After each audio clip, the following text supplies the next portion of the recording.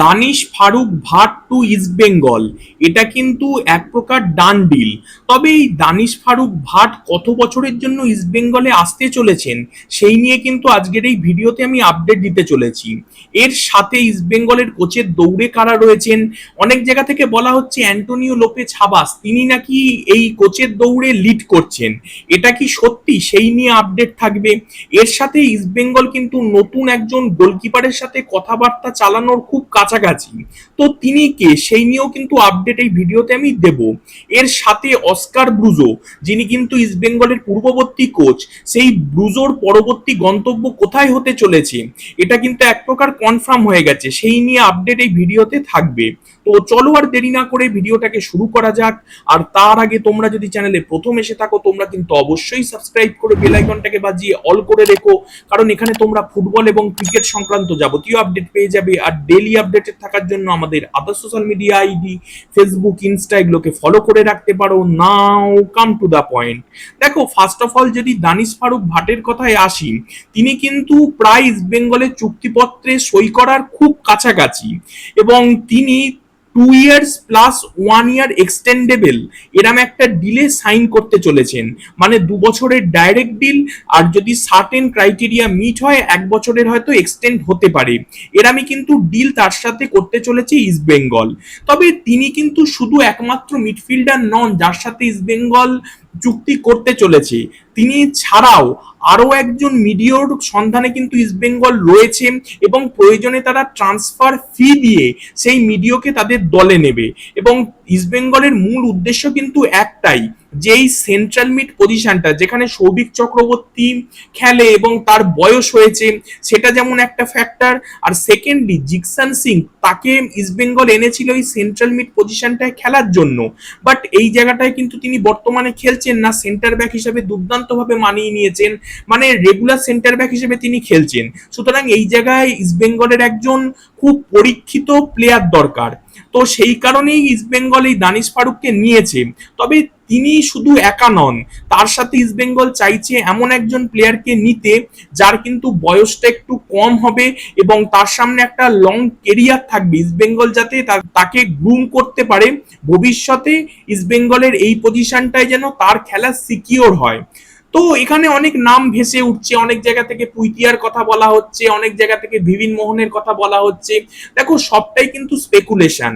পুইতিয়া কি ভিভিন মোহনন এই নিয়ে কিন্তু ইস্ট বেঙ্গল কোনো রকমের কথাবার্তা স্টার্টই করেনি, তবে এই পজিশনে একটা প্লেয়ার নেওয়া হবে এটা কিন্তু এক প্রকার গ্যারেন্টি। ইভেন আমার তো মনে হয় ইস্ট বেঙ্গল যদি সত্যি এই পজিশনে প্লেয়ার চায়, এটা সম্পূর্ণ আমার ব্যক্তিগত মতামত, ইস্ট বেঙ্গল এফসি গোয়া থেকে আয়ুষদেব ছেত্রীর মতন প্লেয়ারকেও কনসিডার করতে পারে। প্লেয়ারটার বয়স কম ফার্স্ট অফ অল, সেকেন্ডলি প্লেয়ারটা কিন্তু ফ্রি এজেন্ট হয়ে গেছে এই 31শে মে 2026-এ। সুতরাং ফ্রি এজেন্ট হিসেবে কম বয়সী প্লেয়ার পাবে এই সেন্ট্রাল মিড বা সিডিএম এই জায়গাটায়, দীর্ঘদিন ইস্ট বেঙ্গলের হয়ে খেলতে পারবে, মানে একটা ফিউচার প্রজেক্টের অংশ হয়ে যেতে পারবে।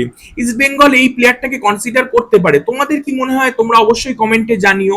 এর সাথে ইস্ট বেঙ্গলের কোচের পজিশন নিয়ে যদি একটু কথা বলি, দেখো আমি তোমাদের আগে জানিয়েছি যে Peter Kratky, Antonio Lopez Habas, এছাড়াও কিন্তু আরো দুজন কোচ যারা কিন্তু ইন্ডিয়াতে আগে কোচিং করাননি, এরাও কিন্তু ইস্ট বেঙ্গলের কোচের দৌড়ে রয়েছেন।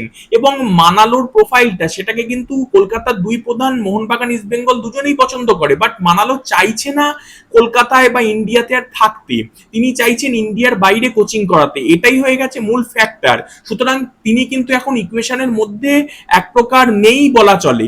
তবে দেখো, হঠাৎ করে ট্রান্সফার মার্কেটে অনেক কিছু বদল হয় সেটা তো বলা যায় না, কারণ আমরা কেউই হাত দেখতে পারি না, যেটুকু যা বলতে পারি সেটুকু খবর নিয়ে বলতে পারি। তো বর্তমানে কিন্তু সেরকম কোনো সম্ভাবনা দেখা যাচ্ছে না, তবে ইস্ট বেঙ্গল এই কোচ নিয়ে খুব তাড়াতাড়ি ডিসিশন নেবে, মূলত তাদের যে ইনভেস্টারের প্রবলেম সেই কারণেই এই কোচের ডিসিশনটা এত লেট হচ্ছিল। আর ইস্ট বেঙ্গলের কোচের ডিসিশনটা নেওয়াও দরকার তাড়াতাড়ি, কারণ তারা এএফসি খেলবে, এটাও একটা ভাইটাল ফ্যাক্ট। এর সাথে সাথে অনেক জায়গা থেকে বলা হচ্ছে যে অ্যান্টোনিও লোপেজ হাবাস তিনি নাকি এই রেসটা লিড করছেন, এটা কি সঠিক? দেখো, আমার মনে হয় না এই বক্তব্যটা বা স্টেটমেন্টটা সঠিক। কেন বলছি, অ্যান্টোনিও লোপেজ হাবাসের কাছে কিন্তু 4টে ক্লাবের অফার রয়েছে ভারতের।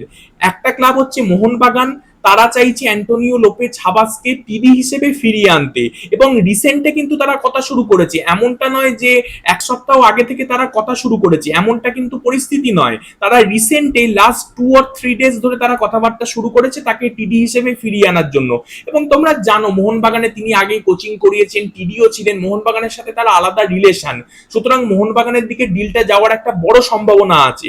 তবে ইস্টবেঙ্গল কিন্তু একটা বড় নাম, কলকাতা ফুটবলের একটা আইকন। তারা তারা কিন্তু তাদের কোচের যে উইশ লিস্ট সেখানে অ্যান্টোনিও লোপেজ হাবাসের নাম রয়েছে, এবং তারা ওই লোপেজ হাবাসের সাথে কিন্তু রীতিমতো কথাবার্তা চালাচ্ছে। সুতরাং তোমরা এরকম দেখতেই পারো মোহনবাগান বা ইস্টবেঙ্গল যে কোনো দিকে তিনি যেতে পারেন। তবে এখনো সিচুয়েশন 50-50, এবং এই মোহনবাগান আর ইস্টবেঙ্গল ছাড়াও ডায়মন্ড হারবার এফসি, যাদের কিন্তু বর্তমানে রাজনৈতিক কারণ বলো বা সাময়িক কোনো অসুবিধা বলো, এই কারণে তাদের যে আইএসএল খেলা সেটা কিন্তু এখনো ক্ল্যারিটি নেই সেই নিয়ে। তো এই নিয়ে যদি ক্ল্যারিটি আসে, অ্যান্টোনিও লোপেজ হাবাস তার কাছে কিন্তু এই ডায়মন্ড হারবার এফসিরও অফার রয়েছে। এর সাথে যতটুকু যা জানা যাচ্ছে আরো একটা আইএসএল ক্লাবের কিন্তু অফার এই অ্যান্টোনিও লোপেজ হাবাসের কাছে রয়েছে। তো হাবাস ডিসাইড করবেন শেষ অবধি তিনি কোথায় যাবেন। তবে মোহনবাগান বা ইস্টবেঙ্গল এটা কিন্তু কেউই এগিয়ে নেই যে অ্যান্টোনিও লোপেজ হাবাস মোহনবাগানে আসছে বা ইস্টবেঙ্গলে যাচ্ছে, ব্যাপারটা এমন নয়, 50-50 সিচুয়েশন হয়ে রয়েছে। থার্ডলি, ইস্টবেঙ্গল প্রথমেই বললাম যে একজন গোলকিপারের কে স্কাউট করেছে বা উইশ লিস্টে আছে সেই গোলকিপার। তার নামটা কি? তার নাম হচ্ছে নোরা ফার্নান্ডেজ। তিনি কিন্তু লাস্ট সিজনটা দিল্লিতে খেলেছেন। এই প্লেয়ারটার 28 বছর বয়স, এবং তার কন্ট্রাক্টের কথা যদি বলি, তিনি কিন্তু দিল্লির সাথে 2027 সাল অবধি তার কন্ট্রাক্ট রয়েছে, এবং ইস্টবেঙ্গল তাকে উইশ লিস্টে রেখেছে, মানে তার প্রোফাইলটা কিন্তু ইস্টবেঙ্গলের কাছে জমা পড়েছে। তার কেরিয়ারের দিকে যদি একটু তাকাই, দেখবো তিনি সালগাওকার, চার্চিল ব্রাদার্স, আইজল, কেরালার মতন ক্লাবে তিনি খেলেছেন, মানে যথেষ্ট খেলার এক্সপিরিয়েন্স আছে। এবং ইস্টবেঙ্গল কেন তার প্রোফাইলটাকে শর্টলিস্ট করেছে, এর কিছু কারণ রয়েছে। ফার্স্ট অফ অল, ইস্টবেঙ্গলের ক্ষেত্রে সিজনটা লং, তাদের যে রেগুলার গোলকিপার প্রাপসুকান গিল তাকেও একটু রেস্ট দেওয়ার প্রয়োজন হয় কোনো কোনো সময়। দেবজিৎ মজুমদার যে ব্যাকআপ গোলকিপার তার বয়স হয়েছে, এগুলোও একটা কারণ যে তারা একটা এমন গোলকিপারকে নিয়ে আসতে চাইছে যে প্রয়োজন হলে একটা কি দুটো ম্যাচ স্টার্ট করতে পারে। সেই কারণেই কিন্তু এই নোরা ফার্নান্ডেজের প্রোফাইলটাকে তারা শর্ট লিস্টেড করেছে। এবার দেখো, উইশ লিস্টে থাকা বা শর্ট লিস্ট করা মানে এমন নয় যে চলে এলো, আজ বললাম কাল চলে এলো, ব্যাপারটা কিন্তু সেরাম নয়। শর্ট লিস্ট করা মানে কেরাম, একটা তুমি ধরো কোনো শপিং মার্কেটে ঢুকেছো, সেখানে গিয়ে 10টা জামা দেখলে, তোমার সাইজ অনুযায়ী রং অনুযায়ী একটাকে পছন্দ করলে, তারপরে সেটা নিয়ে গিয়ে বিল করলে, ব্যাপারটা সেরাম।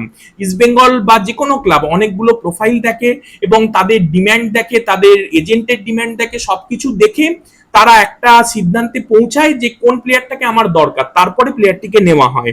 এবার যদি অস্কার ব্রুজো পরবর্তী গন্তব্য কোথায় হতে যাচ্ছে সেই নিয়ে তোমাদের আপডেট দিই, যেটুকু যা খবর পেয়েছি, অস্কার ব্রুজোর কিন্তু পরবর্তী গন্তব্য হতে চলেছে ইন্দোনেশিয়ার ক্লাব ভয়ঙ্করা এফসি। এবং তোমাদের আমি জানিয়েছিলাম যে অস্কার ব্রুজোর দুটো ক্লাবে যাওয়ার সম্ভাবনা রয়েছে, একটা এফসি গোয়া আর অপরটা ভয়ঙ্করা এফসি। আর সেটাই হচ্ছে, অস্কার ব্রুজো কিন্তু ইন্দোনেশিয়ার ক্লাব ভয়ঙ্করা এফসির পথে এক পা বাড়িয়ে রেখেছেন। এখনো অফিসিয়াল হয়নি, তবে যে কোনো সময় এটা অফিসিয়াল হয়ে যেতে পারে। তো আজকের ভিডিওটা এইটুকুই। তোমাদের যদি ভিডিওটা ভালো লেগে থাকে তোমরা কিন্তু অবশ্যই সাবস্ক্রাইব করে বেল আইকনটাকে বাজিয়ে অল করে রেখো। Thanks for watching. জয় হিন্দ, জয় ভারত।